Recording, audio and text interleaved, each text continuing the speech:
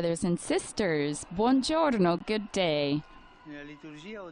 In today's liturgy, the Beatitudes according to the Gospel of Matthew are proclaimed. The first is fundamental and says, "Blessed are the poor in spirit, for theirs is the kingdom of heaven."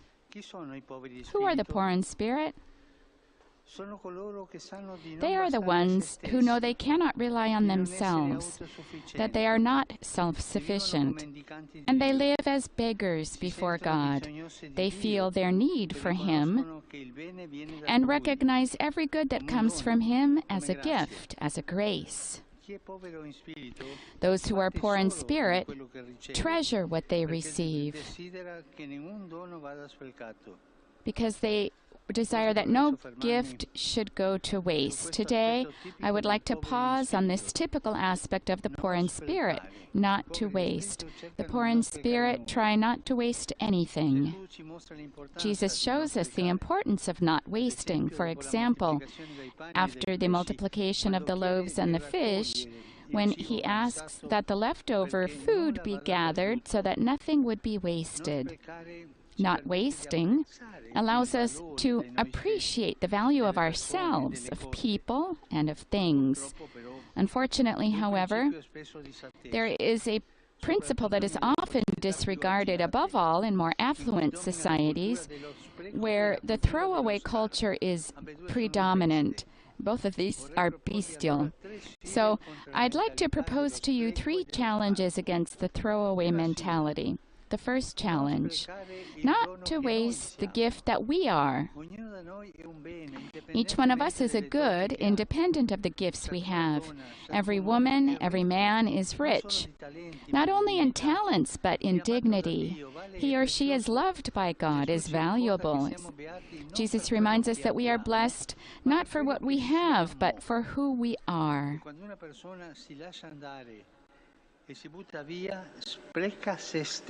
When a person lets go and throws him or herself away, wasting himself or herself, they struggle with God's help against the temptations of believing themselves inadequate or wrong, or to feel sorry for themselves. Then the second challenge, not to waste the gifts we have. First, it was not to waste ourselves. The second is not to waste the gifts we have. It's a fact that about 1/3 of total food production goes to waste in the world each year, while so many die of hunger.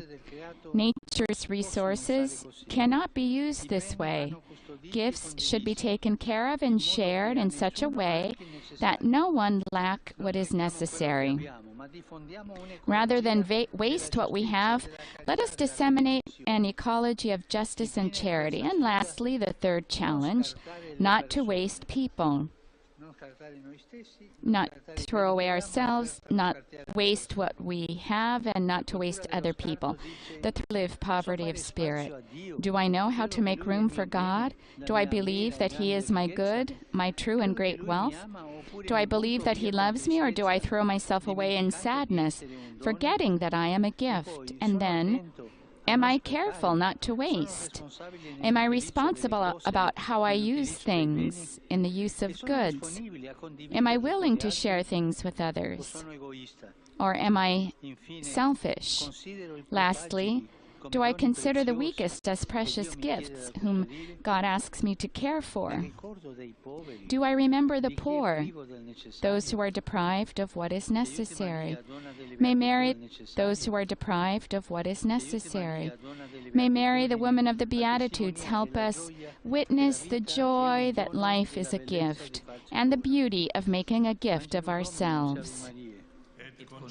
Spirito Santo. Ave Maria, grazia plena, Dominus tecum, benedicta tui mulieribus et benedictus fructus ventris tui, Iesus. Sancta Maria, Mater Dei, ora pro nobis peccatoribus, nunc et in hora mortis nostre. Amen. Ecce ancilla Domini. Fiat mi secundum verbum tuum. Ave Maria, grazia plena, Dominus tecum, benedicta tui mulieribus et benedictus fructus ventris tui, Iesus. Sancta Maria, Mater Dei, ora pro nobis peccatoribus, nunc et in hora mortis nostre. Amen. El verbum caro factum est. Et habitavit in nobis. Ave Maria, gratia plena, Dominus tecum, benedicta tui mulieribus, et benedictus fructus ventris tui, Iesus. Sancta Maria, Mater Dei, ora pro nobis peccatoribus, nunc et in hora mortis nostre. Amen. Ora pro nobis, Santa Dei Genitrix. Ut digni efficiamur promissionibus Christi. Gratiam Tua, quae sumus Domine, mentibus nostris infunde, ut angelo annunziante, Christi Filii Tui, incarnatione coniovimus, per passione meius et crucem, a resurrectione gloriam perducamur. Per Christum Dominum nostrum. Amen. Gloria Patri et Filio et Spiritui Sancto.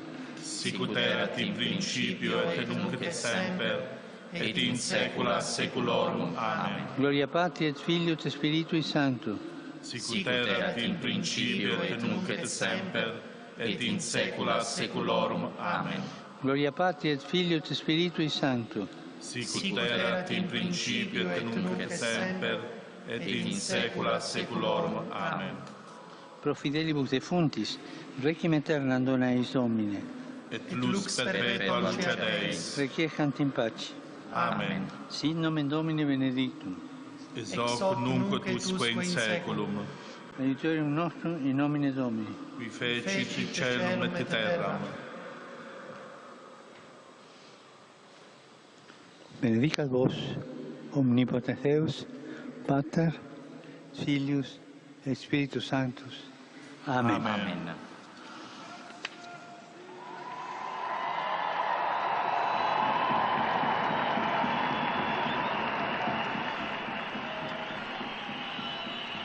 Cari fratelli e sorelle, Dear brothers and sisters, con grande dolore apprendo with le great notizie che sorrow I giungono have dalla heard Terra Santa. the news that it's come from the Holy Land, particularly about the death of 10 Palestinians Durante azioni militari israeliane, during military exercises, and about what happened near Jerusalem Friday evening when a Palestinian killed those who were exiting the synagogue. The spiral of death that grows day by day does nothing other than take away the hope of reconciliation between the two peoples.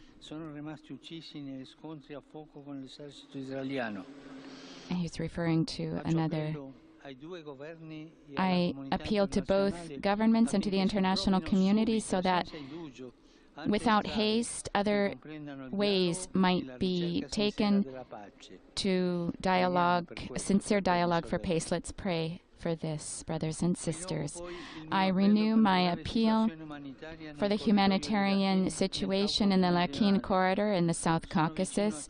I'm near all of those who, in the height of winter, have to affront, and I ask that every way might be taken at the international level to alleviate the situation of these people. Today is the 70th World Leprosy Day. Unfortunately, the amount, this illness continues to affect many people throughout the world. I express my closeness to those who suffer from it, and I encourage their full integration of these brothers and sisters. I extend my greeting to all of you who have come from Italy and from other countries. I greet the group of quinceañeras from Panama, the students from somewhere in Spain. I greet the pilgrim. He's greeting other groups from Italy.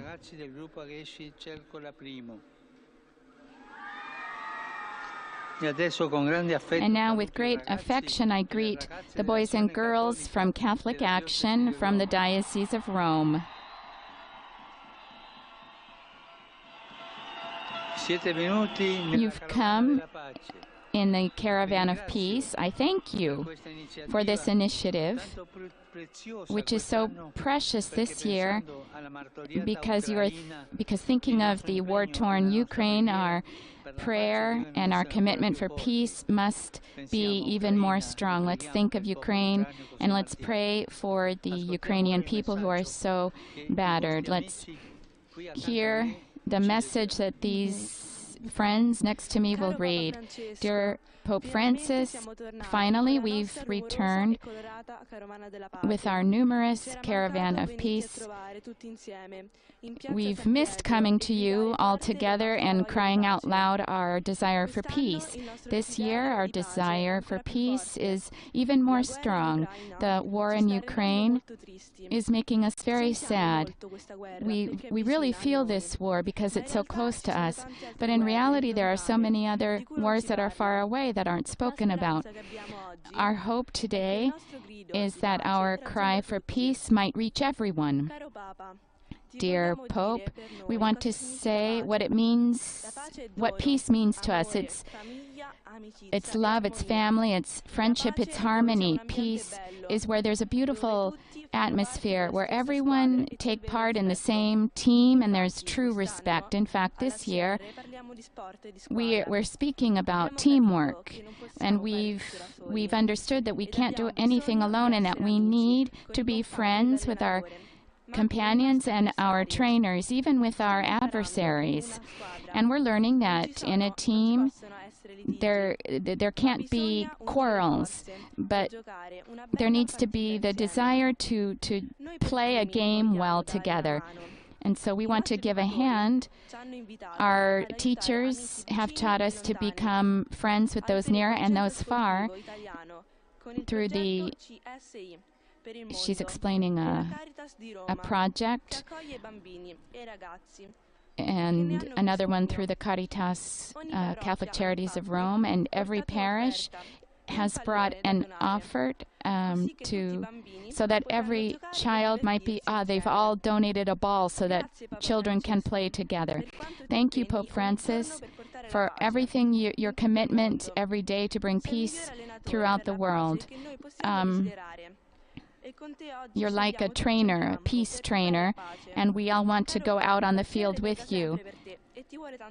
We love you, Pope Francis, the boys and girls of Catholic Action of Rome. What a beautiful letter, heartfelt. And we see the kids down below.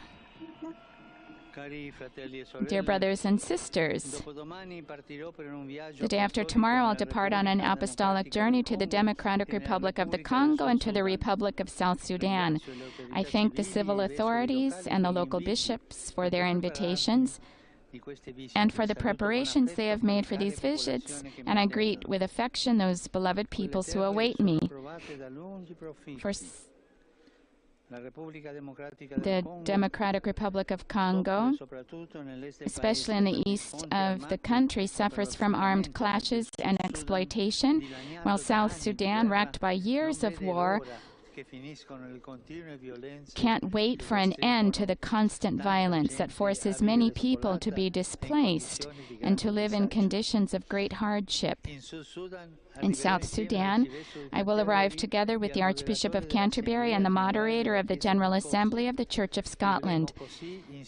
Together, as brothers, we will live this ecumenical pilgrimage of peace. I ask every one of you to accompany this journey with your prayers, and I wish all of you a good Sunday, and please don't forget to pray for me.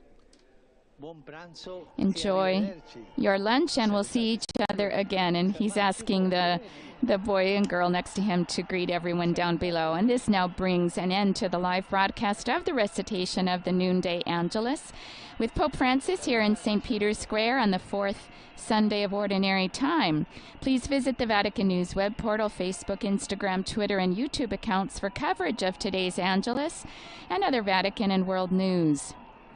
We'll be back live on Tuesday around 5:20 p.m. Rome time for Pope Francis' first public event on his 40th apostolic journey to the Democratic Republic of the Congo and South Sudan. On behalf of Vatican Media, I'd like to thank all of the in-studio technicians. We have Bruno Forti, Bruno Orti, and Don Felipe Herrera, who made this broadcast possible. Thank you so much for praying with us with the Pope. As he has communicated, he will be traveling on the 31st of January to Congo, DRC, his visit DRC and to South Sudan from the 31st of January to the 5th. And Luntha TV will be bringing you everything live, bringing you every update on how it will be happening on the apostolic journey. And look, what is seeking? Peace. Is going to seek peace. That's all we need, peace in our hearts. The Lord is my shepherd. There is nothing I shall want.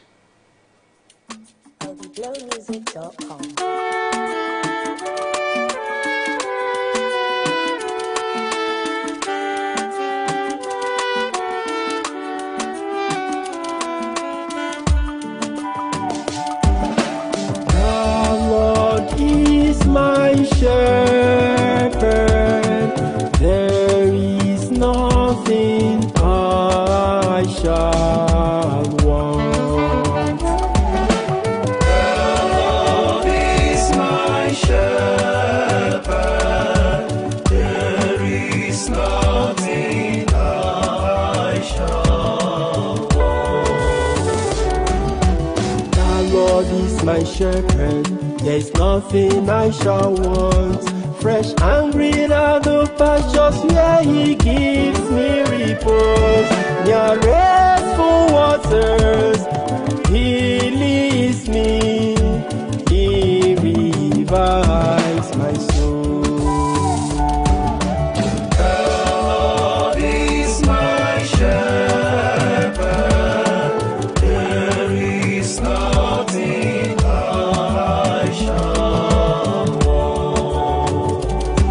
He guides me along the right path for the sake of his name. Though I should walk in the valley of the shadow of death, no evil would I fear, for you are with me. Your crook and your staff will give me comfort. The Lord is my shepherd. Nothing I shall want. You have prepared a table before me in the sight of my foes. My head you have anointed with oil. My cup is overflowing.